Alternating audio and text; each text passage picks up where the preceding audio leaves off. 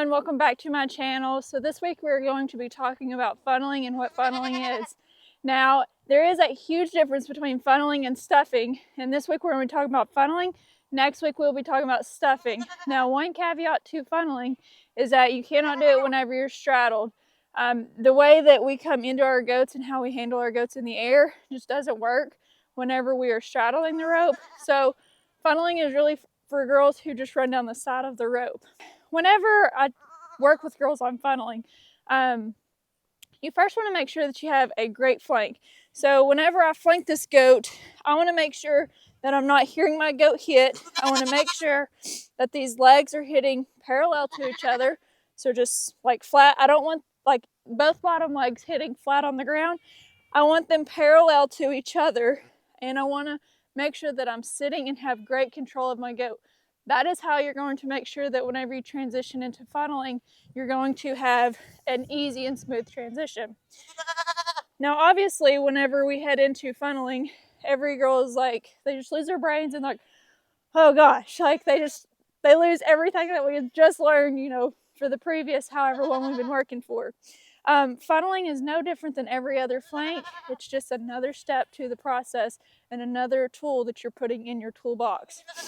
All funneling is, and it's crazy, all funneling is learning how to take your flank from your legs just like hitting the ground parallel to learning how to just pick, especially that bottom back leg up just enough to where you can take the front leg and put it underneath it to scoop up those legs. Now, you'll usually see me funnel in the air, and that's obviously way more advanced. Just a basic funnel is just learning how to pick that bottom back leg up off the ground to where you use that front leg to just scoop under while you're going for your tie.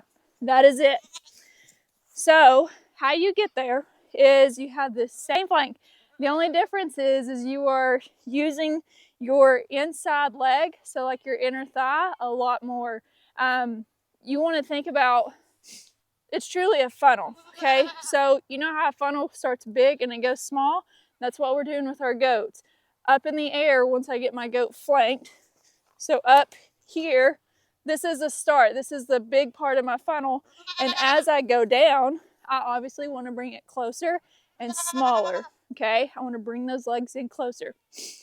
So the main part that I like to try to feel for is those back legs hugging against my leg, my inner thigh, whenever I'm flanking.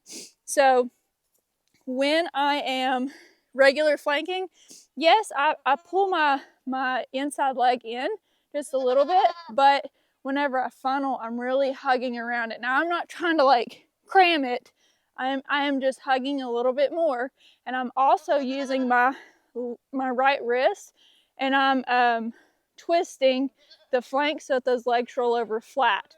Don't over twist, it's just a little twist. Nothing is forced whenever we get into a funnel, okay? So let me show you. And this is something you cannot do slow either. Funneling slow does not work. So just watch my right leg on this one. So you see how like my leg probably started out just like a little bit, and then it came back in, and I can go for that tie. As you get better, the higher you want these legs to sit. So like once you get way more advanced, like you want these legs to sit up here, and that's where you want it to be. Now on this next one, watch my right hand.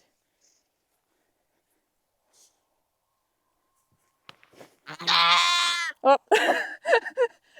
I was going for a tie in my head on that one. But as you can tell, I'm just using my wrist just a little bit to roll these legs over so that they lay flat whenever I go for my flank. I'm going to do this for the side for you.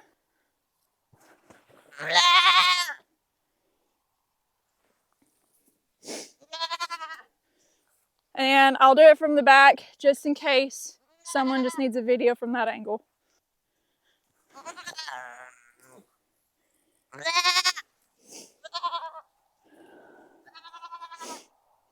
So as you can tell, funneling is nothing crazy. It is absolutely nothing crazy. And it just gets better as we go. So like whenever I first start with girls, I just want to see a little bit of like leg up to where they can just take the front leg underneath as they're going for their tie.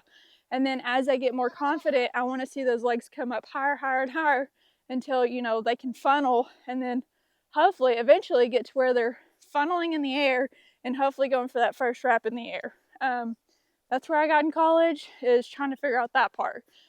I just couldn't be very consistent in every situation. So, but that is just the basics of funneling. Now remember, like I said, this is not something that you can do whenever you straddle.